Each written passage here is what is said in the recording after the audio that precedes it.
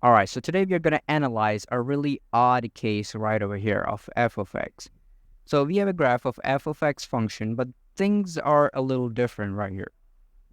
As we approach x equals 1 at this point, at x equals 1, the graph of the function seems to unbound or does not, it won't touch 1 ever. Okay? The f of x value just keep getting bigger and bigger and bigger as we get closer and closer to 1.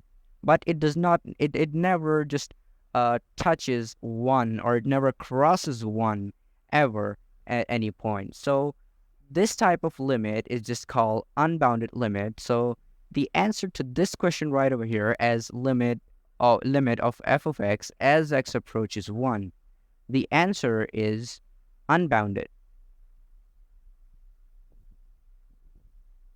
The limit just simply is unbounded, or as we say it, the limit just reaches infinity.